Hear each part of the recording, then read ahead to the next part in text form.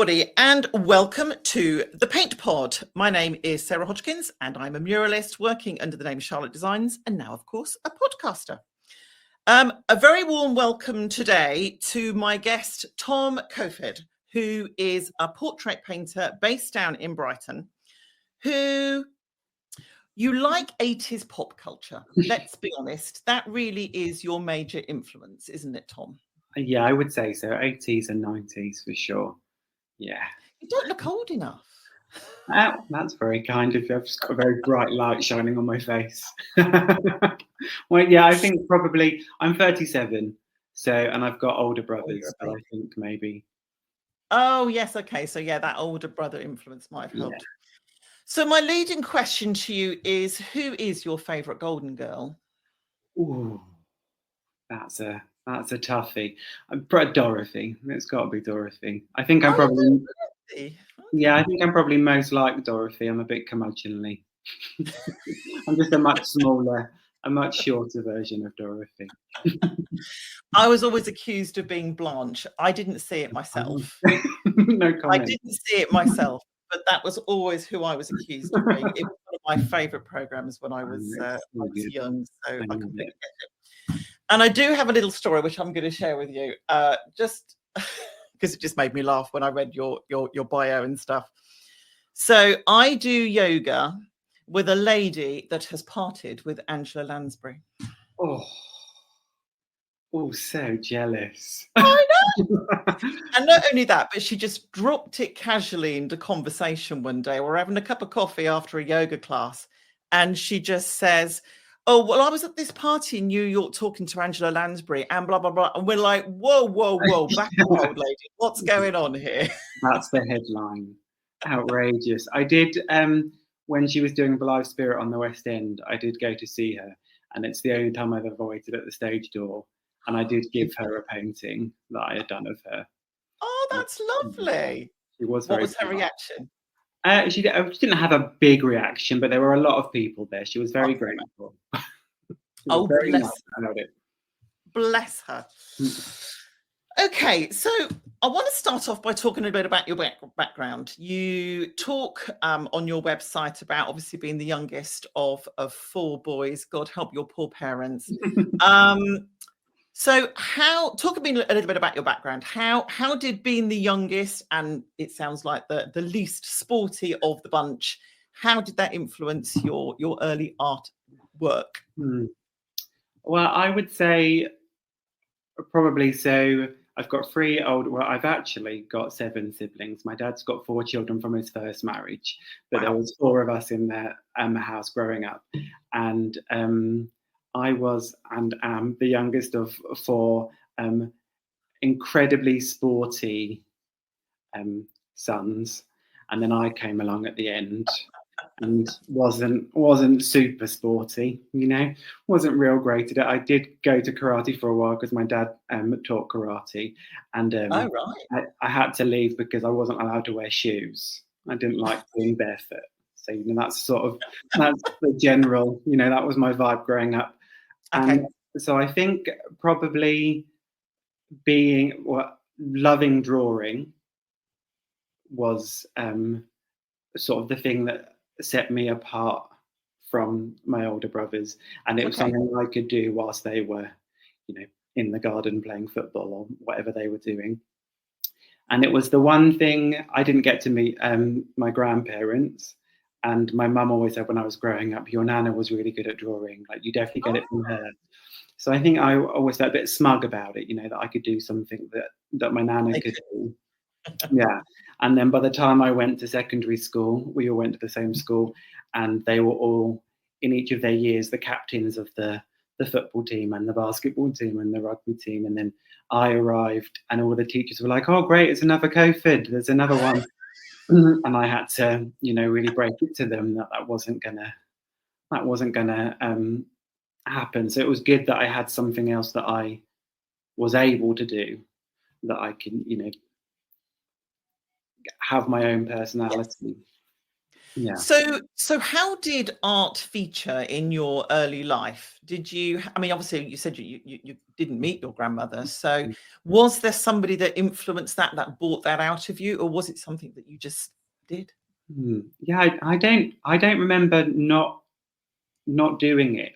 You know, like Okay. I don't remember there being anyone that sat me down.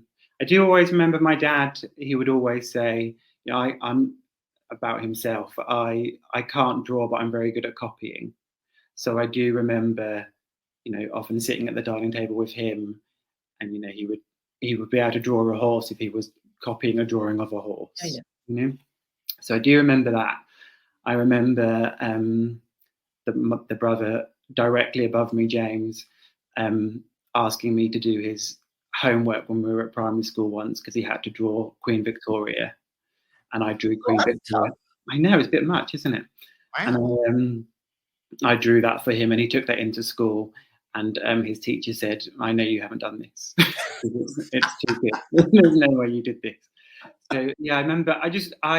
I had lots of friends at primary school, and then when I went to secondary school, I wasn't very popular, surprisingly, at an all-boys sports college. So I think I was just by myself a lot, doing a lot of drawing. And did you have was there good art teaching at the school, even though it was a sports college? Yeah,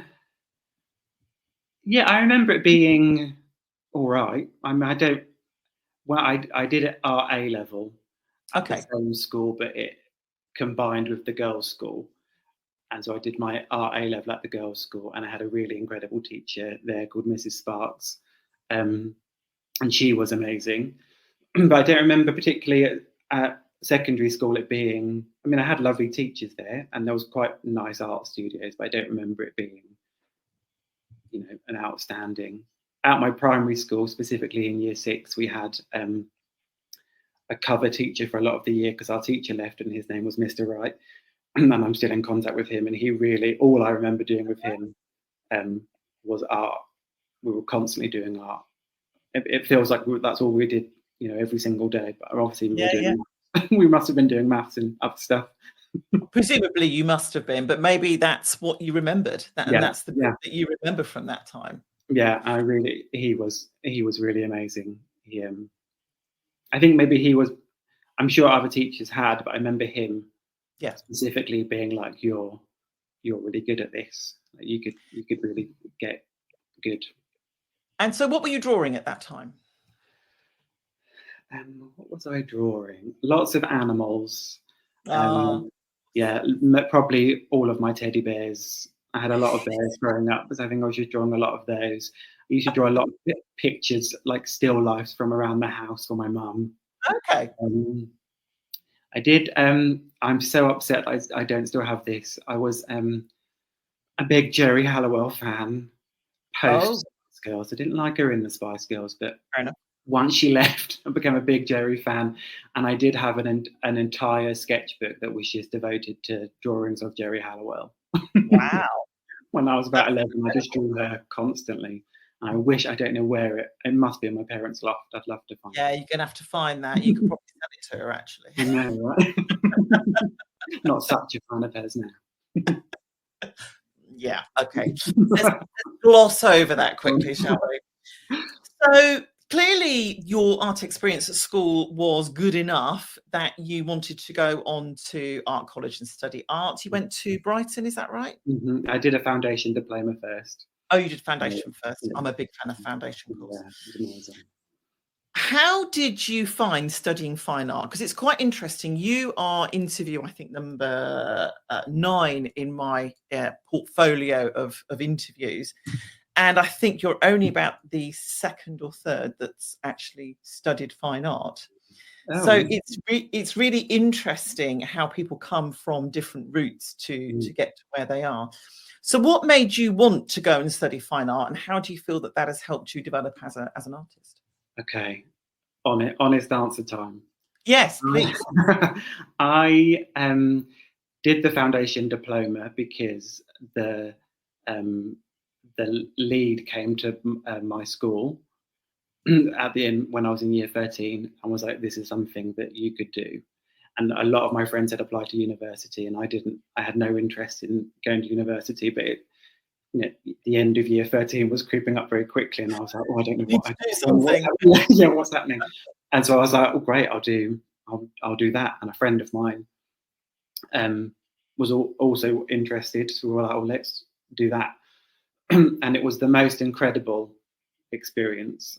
I would recommend the foundation diploma to anyone. I don't even know, do they still do them everywhere? I'm sure. I think they do. Yes, I did a foundation diploma, obviously 20 years before you did, but loved it. Same as you. It really was life-changing for me. Yeah, it was. Yeah, ditto. It was absolutely incredible. And then that year went by very, very quickly. And then a lot of my friends that I'd made there were applying to do degrees. And again, I was just like, I'm not ready for a full-time job. So that's the only reason I applied. Yeah. I was like, oh God, no, absolutely not. And so that's the only reason I applied to do it. And when anyone asks me now, I just say, you don't need to. You don't need to do it. It was really, what was brilliant is that on our course we had weekly critiques, the peer critiques, and with our tutors, and as grueling as they felt, that was really, really useful, because I wasn't very good at having my work criticised before. So I got much better at that, and I'm still not brilliant at it, but I do welcome it more if I'm in the right headspace, Yes. Have to really make it clear, like, I'm not ready for you to say anything about this yet. So that was really, really amazing. And having the opportunity to just dedicate yourself to making work pretty much the whole time. I mean, there's obviously the coursework side of things, was really, really amazing. But I almost wish I was doing it now. That's interesting. Because I think I was probably, I was too immature to, the first year of the course, you got to do lots of different things to see what you were really, really into. And I was very much just like, I'm not paying attention. Screen printing, I'm not really going to take that on. That's really old fashioned. Not listening to that. Any kind of printing, I was just like, not interested. I've got a computer, not paying attention. And now I'm just like, oh, I wish I had all of that knowledge. And the final year, I had a bit of a tricky time, because the head tutor in the final year didn't like me very much. I hear that quite. Yeah, and we just didn't get on, and I didn't feel very supported in the final year. That's such a shame. So that was hard, but I mean, on the whole, it was brilliant. I'm glad I did it, but I'm not sure that I'm sure it does, but I don't know how much it actually comes into my daily practice now. The things that I'm interesting. I mean, for one, I didn't paint much during my whole degree. I think I picked up a paintbrush 3 times during the whole time. Wow. Yeah, I wasn't painting. I was embroidery initially, and then I went more into film. Oh, okay. Yeah. It was very difficult, I would say, as well, because in that first year I was making work, and a lot of tutors kept saying to me, oh, you should really be doing a graphic design degree. Like, you're very graphic. And I found that really offensive. Yeah, I'm not surprised. Not because I have anything against graphic design, but I was just like, I've got no interest. I mean, that's just not what I'm interested in doing.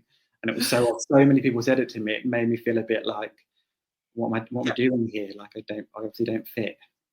That's really interesting. And I have lots of graphic design friends, so I just have to say I have nothing against graphic designers. But it's amazing how often I hear that, as somebody who is creative when they're at school, there's this kind of almost written rule that you'll end up going into graphic design. Yeah. It's like it's the only creative career out there, and everything else is just kind of doesn't exist. Yeah, it was a very odd.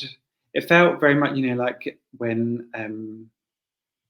I was at like family parties or something when I was growing up, and cousins, or probably not cousins, but someone a bit that didn't know me as well, and I would say, oh, I'm doing an art degree, or even when I was younger, like I love drawing. They would always say to me, "Oh, you're gonna make a children's book?" And I understand that I think, if you're outside of the sort of art world, that's a very recognizable career. Yes. So I get Yes. maybe why people say, "Oh, yeah, have you thought about doing that?" Or people know what a graphic designer is. It's a bit more. Yeah, I wonder. I mean, there is a sort of graphic. So we haven't really talked about what your work looks like. And when I look at your work, I see life, I see energy.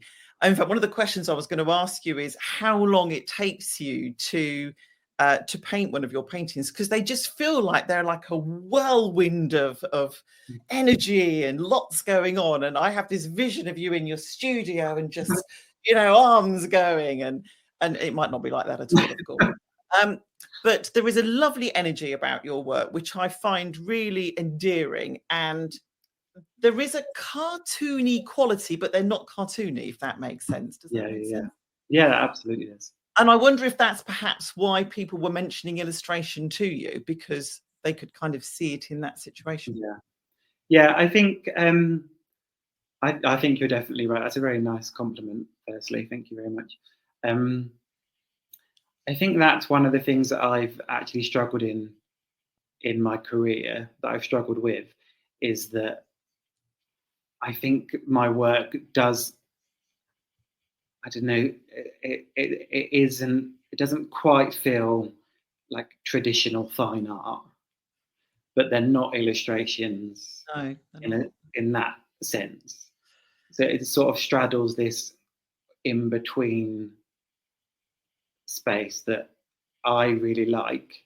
yes. But there is a part of me that doesn't quite feel accepted in the fine art world, because it's not quite that, and then not quite illustration, because they are very painterly.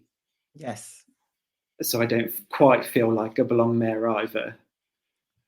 So I mean, not that I'm not reinventing the wheel. I don't mean that I'm doing something so incredible that no one understands it, but it's very interesting figuring out Where you sit. exactly where the work belongs.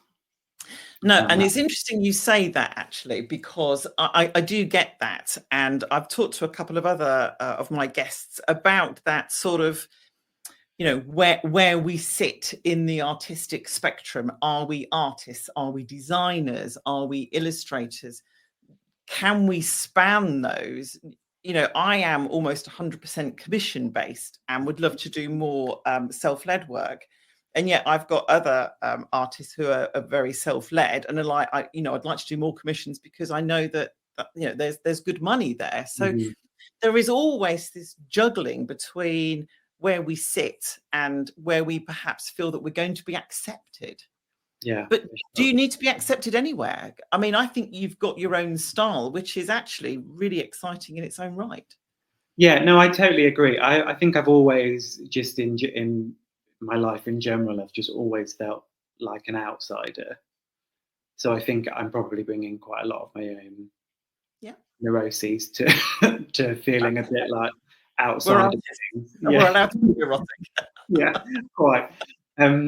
So I think, I do think that probably does colour how I see things. I don't want my practice to be any different, but I am like you say, with anyone who's doing this full time or part time. If you're trying to make money in whatever way you're trying to make money in this world, obviously I'd like to make more money. So I find that hard, that I'm not quite sure where it sits, so that it can reach a as big an audience as it can. Yeah. So have you submitted any of your illustration, or I'm saying illustrations now, your paintings to publishers or to magazine companies? Is that something that you've looked at developing? Yeah, so I've dabbled. Okay. And it was one of my intentions for this year is to sort of look more.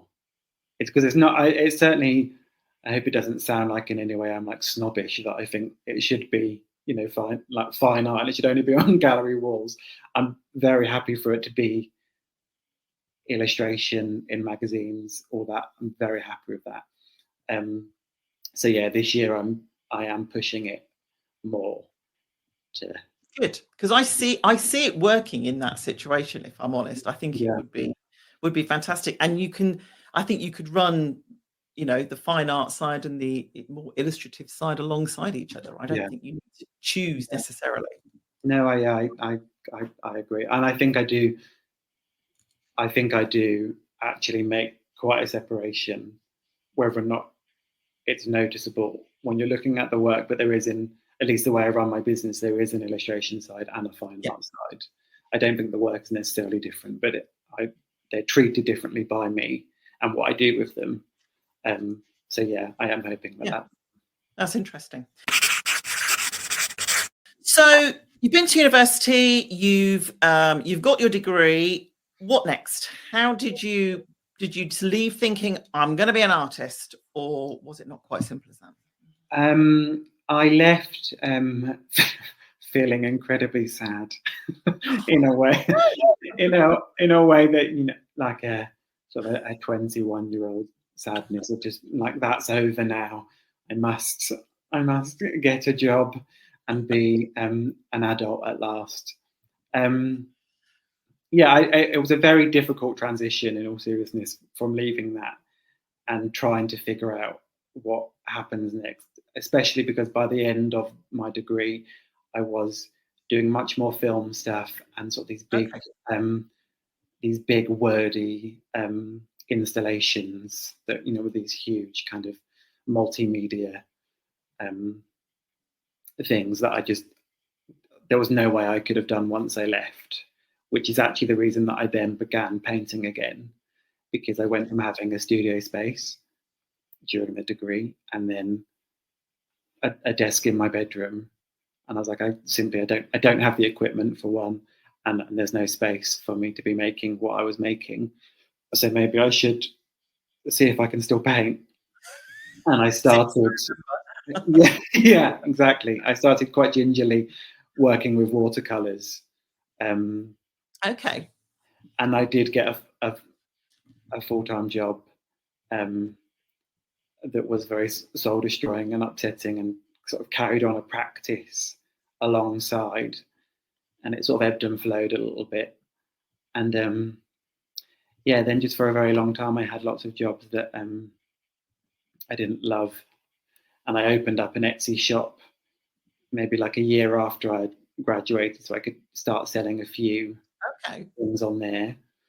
And the idea was that eventually I would maybe have a part-time job and then be able to make work on the side, and then life just sort of carried on happening. And then I got fired from one job, and then I got another job, and I was somehow suddenly training to be a mortgage broker. And I was just like, I don't know how this has happened, like what's going on. And that year I pretty much just stopped making work because I was so overwhelmed with disappointment of how my life was turning out that I was just like, I don't know what I would even do. Gosh. And then that job came to an end. I wasn't technically fired, but I was let go. And then I was having lunch with a friend of mine, and her partner was running an arts venue in Hastings Old Town called St Mary in the Castle, and it was an old church that had a performance space upstairs and a gallery downstairs, and he had just started, and it was a very big place, and there was 2 other people working there. And she said, Sean's really looking for an assistant. Is that something you would want to do? And I was like, yeah, that sounds great. And so then I worked there from 2015 up until the pandemic. And I worked there part-time, and I was doing all of the social media and graphic design and doing all the posters and stuff.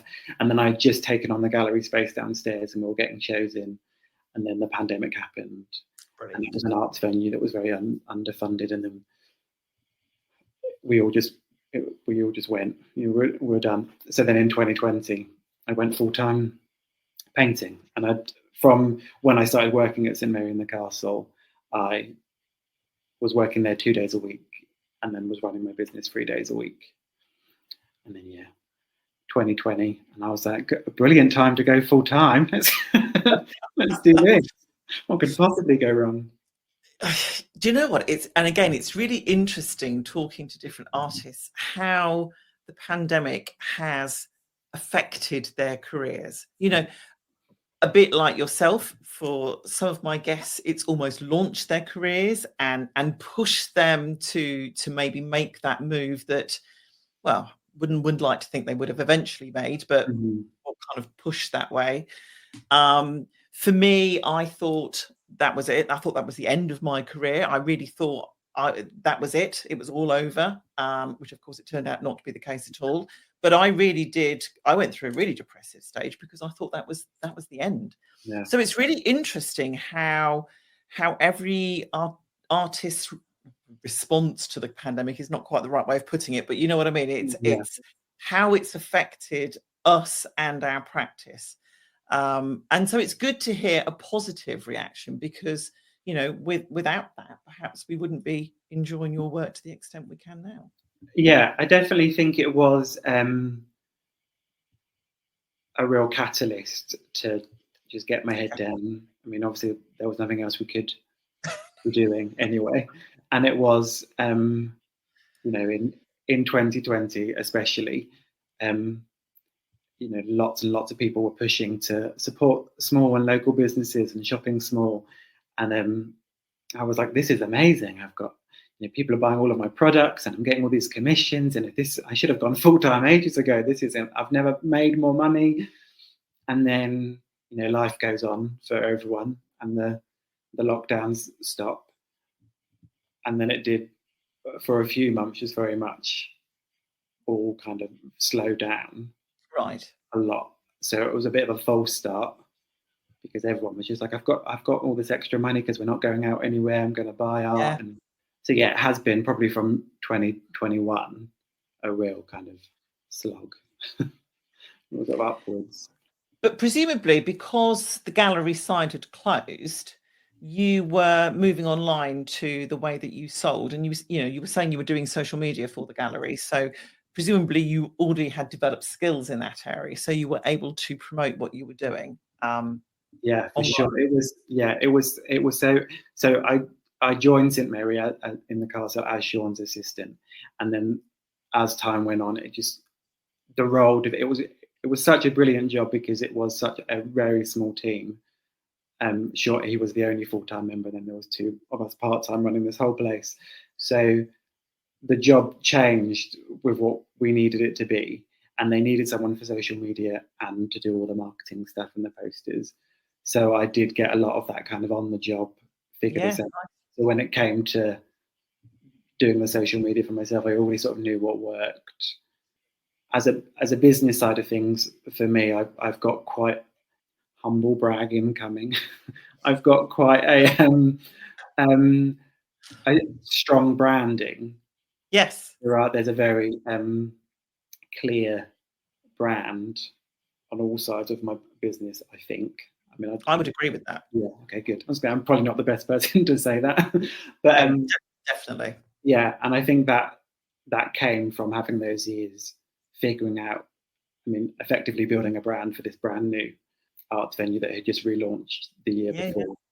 So that was really a brilliant training ground for that side of stuff, because that is the one thing, running a business, you know, isn't just being in my studio 5 days a week painting, because you do all, I'm sure you've heard it over and over, you're doing all of the things. Yeah. So, and I think that's the difference between being an artist and being a successful artist. Being a successful artist is someone who understands that there is all the other stuff that wraps around the actual doing.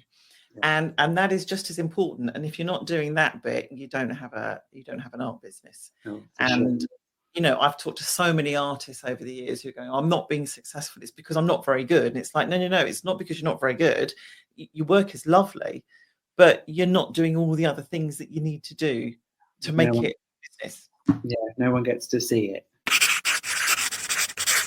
Now, you're very good on Instagram, and I do want to touch on this because I was talking to my previous guest about Instagram as well. She's also very good on Instagram. How do you think Instagram has changed for artists over the last, let's say, 4 to 5 years? Because it seems to me like it's completely different. It's changed so much, and I'm certainly very frustrated with it at the moment, and I get that feeling from a lot of other artists that I both know personally and that I see on Instagram. How has the changes affected you and your business? Well, Instagram is a hellscape. It's a terrible, terrible place. It's but it never used to be. It never used to be. It's unrecognizable. Yes, agreed. There's almost no organic reach to any followers. I mean, I just posted something yesterday, and I think it said 170 people have seen the post. When I first, so I had my Etsy shop, and before I launched my actual website shop, I would do launches on Instagram and sell work just through it. I would put it up on Instagram, like, this is for sale, and then usually within 5 or 10 minutes, the painting will have sold. Wow. And that sounded super braggy, but I'm impressed. Yeah, thank you. But now I don't launch. I mean, when I'm launching a new collection of paintings, I launch them to my mailing list first, and they do get launched on Instagram. But not that I could rely on the sales before, but there's almost no reach now in any way. I don't know how often you post reels, or when reels first were added and everyone was like, this is amazing, Instagram, you're going to get all these reels. And I would post a reel, and within seconds it would have 900 views. And then by the end of the day, there'd be like 8,000 views on this reel. And I posted a reel earlier in the week, and it's now had 900 views, which, I mean, I'm not complaining about it, but there's no reach anymore. I don't know how you find stuff on Instagram. No. It's not shown to followers. I don't see posts from people that I used to see all the time.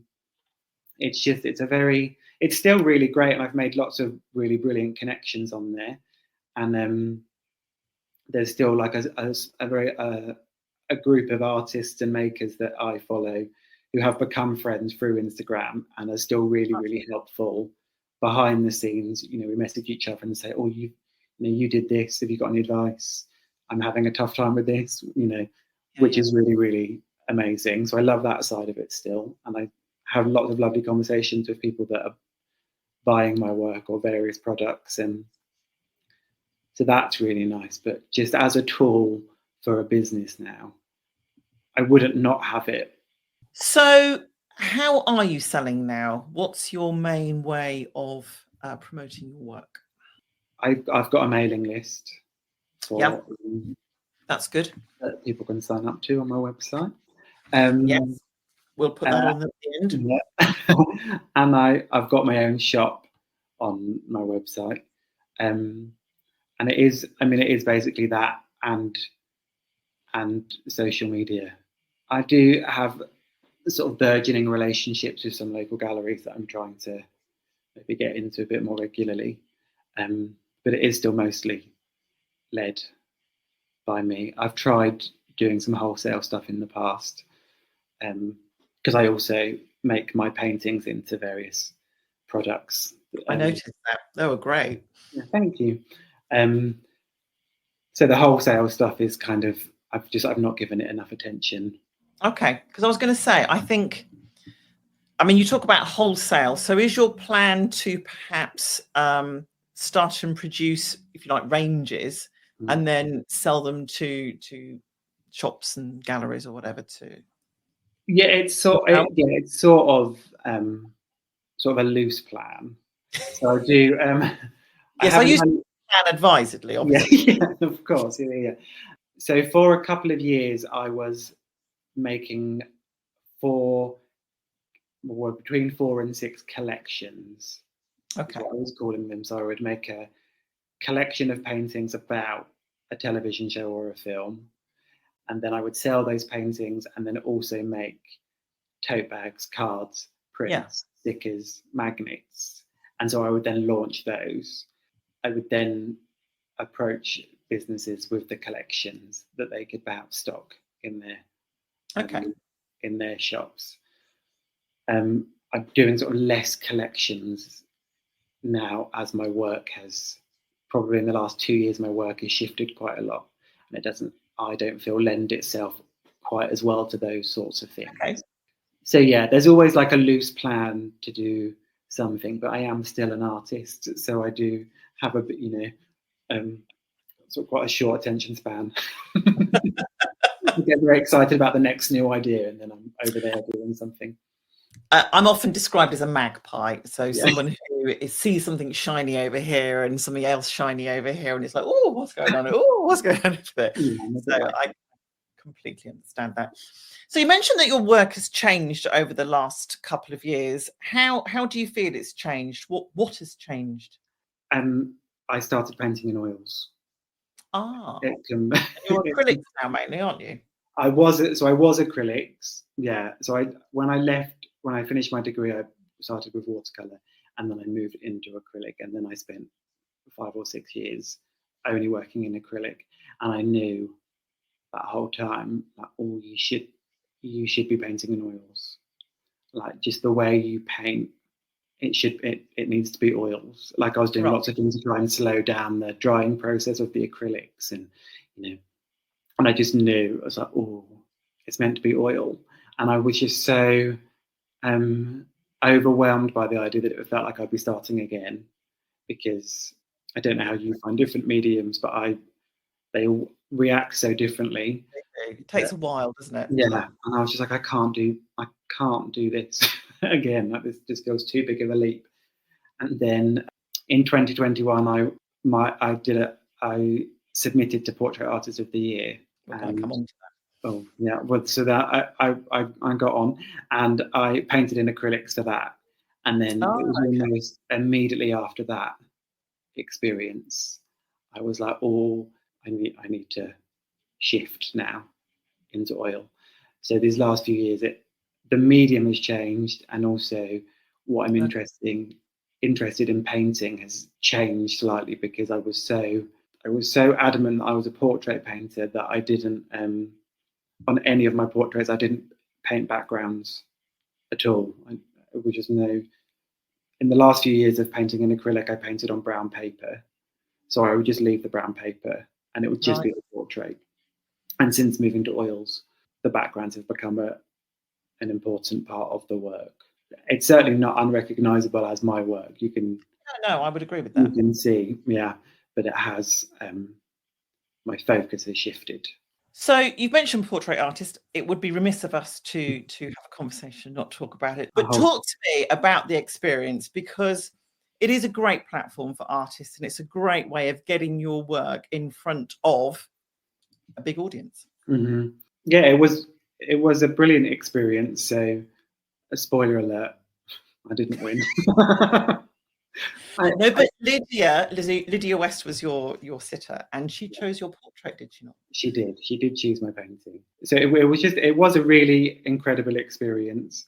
I was just saying the other day that someone had asked me about it, and I wasn't nervous about any of it at all, which is very odd.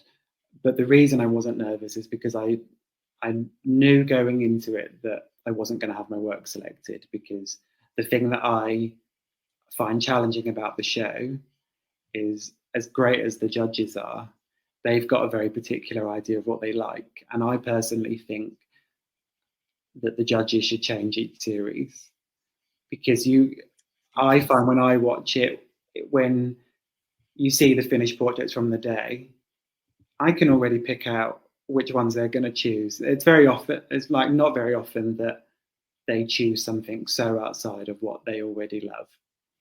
So I wasn't nervous because I just thought I would agree with that, actually. Yeah. And they rarely choose the ones that I like. No, not me. I'm the same. I'm always like, oh, you've missed something there. Did you not choose? Yeah. So I was just like, well, if there aren't any, there's nothing I can lose. So I just get to enjoy being here. Yeah, definitely. So it was a great experience. It was very interesting being behind the scenes and seeing how an episode is put together, because as much as it's an art show, it's first and foremost a television show. So, everyone is very, very nice. Everyone behind the scenes was incredible. It was such a wonderful experience, but they're still making a TV show. So as important as the art is, you have a 4-hour window to paint, which is more like 3 hours, because you have to go out. You film your entrance after you've started painting. Yeah. Oh, really? So, yeah, you have to stop every time you're interviewed. You stop. So you're probably painting for about 3 hours, with a lunch break in the middle. Which is not long for a portrait. It's not long at all. No, it's not long at all. So yeah, it was just a great experience. But you're not going to be able to produce what you've produced in your self-portrait that's taken hours and hours. Yeah. Which is exciting, because you're like, oh, but also you're on telly. So you're a bit like, I want at least someone seeing a painting that I feel good enough about that I entered into the show. No, and I do get that, actually. If you suddenly have time constraints, particularly, it's like, well, I'm not going to be able to produce what I know I can produce when I don't have those time constraints, and it makes me nervous, if I'm honest with you. Yeah. So how you manage to do that without being nervous, I don't get. It was very unlike me. I don't know. My body. I did 5 practice runs before I started. Oh wow, that's very impressive. Where I was just given a photograph of a celebrity, and then was like, you go now. So I didn't have any time to think about them. So I sort of knew what I could fit in to that time. If you obviously don't know who you're going to paint, but I knew if I work in this size, I'll be able to get, such and such done, and I could leave that part unfinished if needs be, and it wouldn't affect. Yes. So I already knew. I wasn't quite prepared. They do tell you before, like, you've got 4 hours, but it's probably not going to be quite 4 hours. So you already know. But that is still such a short amount of time. Oh yeah, definitely. It did come as a bit of a shock. But I was just more overwhelmed being in London, because it was the first time I'd got on a train since the pandemic had started. So I was much more overwhelmed by so many people being around. Yeah, I'm sure it would be different actually if, obviously, during that time I didn't have any crowds. So, I presume you knew who Lydia West was. For me, did you not know? No, she's very, very nice. Did you not see It's a Sin? No, I didn't. And what was really, I was planning, I have now. I was planning on watching it, but I hadn't seen it. And I didn't know. I didn't know who she was, and she was introduced, and I think they actually showed my face, and I'm like amazing, like really faking it. And then immediately as they then went around the corner to film the next entrance, I was just Googling her on the day. I don't know, but she was very, very nice. Like, she was really, really lovely. We're having lots of really great chats. Good. Oh, well, that's good to know. Because what I was going to ask is, when it comes to portraiture, how important is getting the essence of the personality of the person into that portrait? And how much is getting that physical likeness? Because for me, the two things are quite different.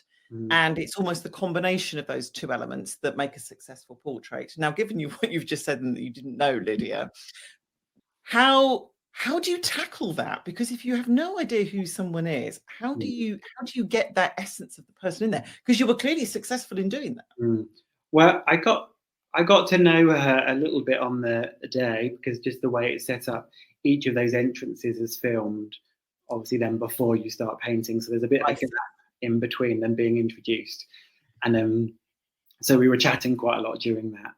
And you could just tell immediately that she was very friendly and vivacious and very confident, and she just seemed very, very nice. So I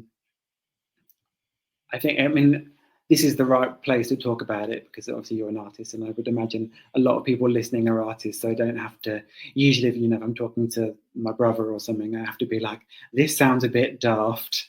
But there is a sort of magic isn't quite the right word, because I'm playing a part in that relationship, even if I'm working from a photo.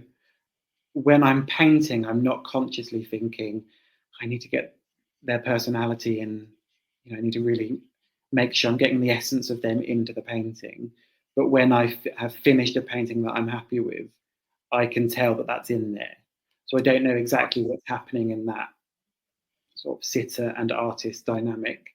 There's something going on there that I'm not aware of, but I'm aware when it's not there in a painting. That's really interesting. That's really interesting, because one of the other things I was going to ask you is kind of related to that. So, as we said at the very beginning, a lot of your work is painting, 80s and 90s icons. And we've mentioned the Golden Girls already. And there's a lovely portrait you've done of Blanche.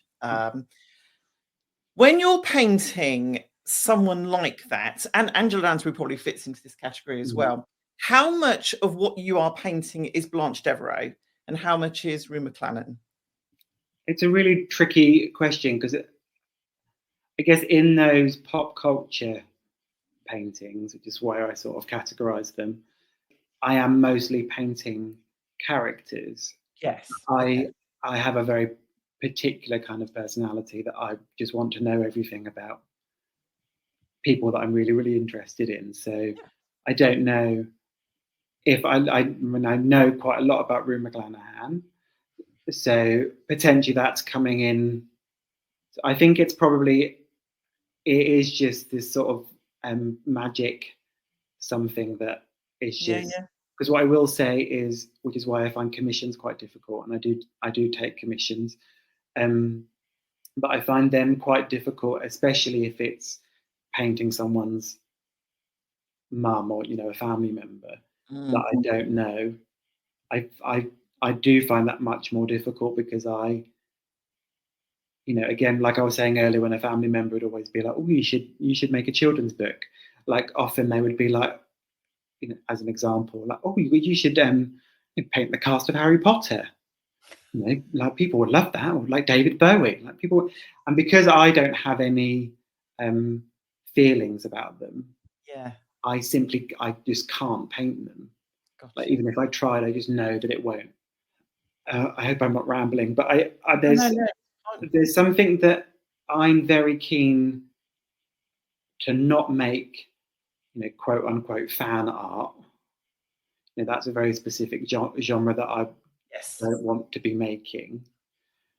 And in choosing the people that I'm painting, there's definitely an element of something incredibly personal to me. The reason I paint at all, apart from the fact that I seem to be quite good at it and that gets me a lot of attention, which I love. The reason I do it is because deep down there's very much, I have it less now, but as I was growing up, I was so terrified of, not of dying, but of being forgotten. And the paintings that I choose, and I think probably which is why I go back to the 70s and 80s and 90s, is because I am trying to communicate that this was important to me. And so I think that it's important that this then becomes something more than just a photograph or a memory. Like I want to spend time painting this so that I can communicate to you that this is something incredibly important to me as a person, so that when I am dead in 200 years, there'll be a piece of me that still that you could get to know me somehow. Yes. You know? A legacy. Yeah. So that it feels important. I feel like it imbues sort of an importance to the paintings that perhaps feel quite artificial on their surface. And I don't think necessarily that comes across, but I know why I'm painting them. And so, No, which is the important bit, really. Yeah, which is why I think that the personality comes through, and it is much more in the painting. It's much more an exercise in trying to get a likeness, and then it's just imbued with this, with the personality, hopefully, of the person that I've painted. Yeah, I mean, without labour this point too much, I think it's interesting what you've just said, and then going back to the fact that you didn't know who Lydia West was, and yet she felt that you had captured her and therefore chose your painting. So even in that short space of time that you had to get to know her in those, I don't know, however long you had, I would suggest you're probably better at that than you think you are. And I think there's something in the way you absorb people's personalities that enables you to be able to put it out on canvas. If you'd said that to me last year, I would have just been like, absolutely not. But I am, I agree with you that actually I am at least getting better at that. How has the change in medium changed who you want to paint? I think what it has done is sort of widened the parameters that I feel I can paint. So I think the longer that I was painting, the sort of the smaller the field became for who I felt like I could paint.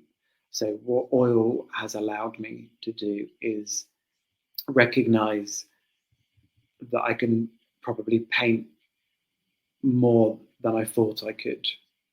Interesting. Before. Does that make sense? Yeah, no, it makes perfect sense. Which is why I know the oil. I mean, I only paint in oils now. I don't paint in anything else. And it's how I'm so certain that it is the correct medium for me, because, for instance, when Lydia West was revealed to me, I was just like, oh no, like a very beautiful 30-year-old. I don't know how old she was, but I was always just like, I can paint old women. Like that was really, I mean, that was all I was really interested in painting before, because they, their faces were so much more interesting. So she was just revealed, and I was like, oh, this is going to be a nightmare. And what oils has made me realize is that actually I can paint very young people too. So talk me through the process. You're in your studio, you I've got a day painting. Take me through the process of how it actually comes from head to canvas. So I tend to work quite small in general. Okay. I hate any prep work. I hate the idea of doing any sketches beforehand, working out a composition. I hate all of that. That was the one thing that during my A levels, my lovely teacher, Mrs. Sparks, was just like, you're not going to do well in the A level because you refuse to do all of the other stuff. Yeah. And she was right. I didn't do very well. Sketches. Yeah, not doing any of that. So I do always draw it first. I work on wood panels. So I always do an undercoat of acrylic, mostly fluorescent red, which is just this really, really offensive, glowing red colour. It's really horrible. So I prepare them all in advance so that I can just get going immediately. And then I tend to work, well, obviously for all the pop culture stuff, I mean, I would say 95% of my work is all from photographs. Okay. So then I draw it onto my panel, and then I paint. I've got much quicker at doing the drawings now. That used to take me half a day to just do the drawing. But now I sort of recognise what lines I need, what I don't need. I just sort of need things in their right place. Okay. So I draw it all first, and then I just immediately start painting in oil. I don't build it up. I don't, do the dark shades first and then leave it to dry. I always feel a bit fraudulent. I mean, I've worked out what works for me, but because I didn't really paint much on my degree, it feels a bit like I've sort of created a way of working that feels a bit fake, a bit phony. And I don't think it is. But because I feel like, I've always worked out stuff. Like I don't like doing research in general in my life. Okay. I will just work something out by pressing buttons. If I'm on a computer, I just press a bunch of stuff until I figure it out, and then I'll be 2 years down the line and someone will say, "Oh, there's a shortcut for doing that. You can just press one button and it does it." That's what I'm like. Exactly. So, and that's what I'm like with my painting as well. I didn't paint much when I was surrounded by people that knew how to paint. You could have said, this is usually how you do it. Yeah.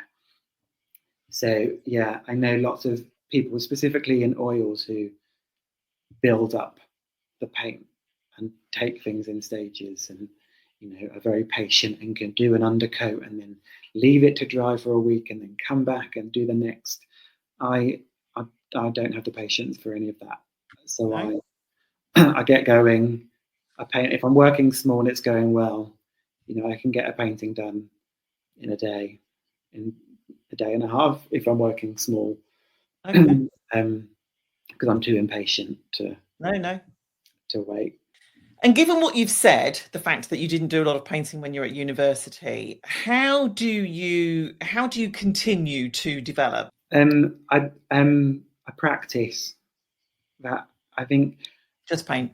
Yeah, I'm just painting. I don't, like I say, I'm not a good student. I hate more than anything not immediately being good at anything I do. I can't bear. I'll do a course for 6 months and then at the end I'll be really good at, I don't know, like sewing or whatever. If I pick something up and I'm not in 10 minutes being like, I've mastered that, and then I'm going to bin it. I'm moving on. So it is just painting, and make sure no matter how busy all the other side of the business is, that I paint every weekday, even if it's just for half an hour, an hour. Okay.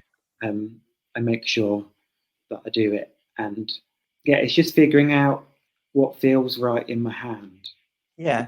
I find I'm so easily influenced by art that I love that if I look too much at it, I'll try and replicate. Yeah. It never works because it never works. Can't do that. So I have to really be quite careful about what I allow in, because then it just makes painting so much harder. So who are your influences then? Whose work do you admire? Egon Schiele is a big. I don't know them. He's from Vienna. I think he died in 1920. He does these really beautiful, very gestural oil figures. He's a big one. Andrew Wyeth. There's a really wonderful painter in New York at the moment called Jordan Castile. He paints really, really incredible, big scale paintings. But I've sort of Edward Hopper has number one been the painter I love. He was like someone that I discovered really, really early on. I was just like, he's it for me. But I think probably like artist-wise, I was, especially during my degree, I was much more into. I love Tracy Emin. I love her drawings and paintings, but I was much more inspired probably by her more sort of installation photography stuff. Right. When I was much younger. But yeah, I'd say those are probably the main ones that I turn to. Who would you like to paint that you haven't painted? I mean, going right back to history. That's a toughie. There are so many that I've just got on a list. I wondered if there might be a list. Yeah, there's a big list. Well, this might be a bit out of. Want to start a collection of paintings that I've sort of been building up images of the wives of the astronauts that first landed on the moon. Okay. That's a bit random. Yeah, What's that's the the one thinking that's behind really, that's the one that at the moment, like if I think about it, I'm like, oh, that's what I really want to Wow. be painting at the moment. So yeah, probably them. I actually am, this year my focus is shifting slightly from this kind of celebrity pop culture. I'm still definitely doing it a lot. I'm sort of building up a collection of works of, you know, people that aren't in the public eye. So that's sort of interesting me more. I think I have got quite wrapped up in getting a likeness, and obviously with celebrity or characters from shows, there's an immediate recognition that people are like, oh, that looks, and I'm getting a bit more interested in, will people like the painting if they don't recognize the person? So if I'm just painting someone in my life, or, you know, just a photo that I've been given or have asked to paint, there's still going to be that relationship with the audience just on a painterly level, because they're not going to be able to say, oh, that looks just like Jen from, you know, down the road or whatever. So that's interesting to me a lot at the moment. But aside from that, I'm desperate to paint Carol Channing. Who's Carol Channing? She was a big musical star, and like that, she was in Hello Dolly on Broadway for like 170 years. Oh, okay. I'm not really good. Okay. Yeah, it's a very, no, she's a very specific, a very specific person. No, just interested really who you would like to paint. I'd like to just wrap up by talking to you about what's coming next. What can we expect from Thom going forward? Okay, so I am currently working on a collection of paintings of nights out. So I asked my mailing list and people on social media to send me photographs from nights out that they've had from the 1970s to current day. Submissions are still open if anyone's got a photo they think might make a nice painting. And yeah, get them in. So I'm working on those in hopes that there'll be some exhibition of that. I had an exhibition last year of paparazzi photographs that I had painted, and it's sort of from that has led into this idea of sort of nights out. So that's kind of the big hopeful exhibition stuff. I'm working on a big top secret Murder, She Wrote project at the moment, because it's September is the 40th anniversary of the show's premiere. Yeah. Oh my goodness me! So, now I feel old.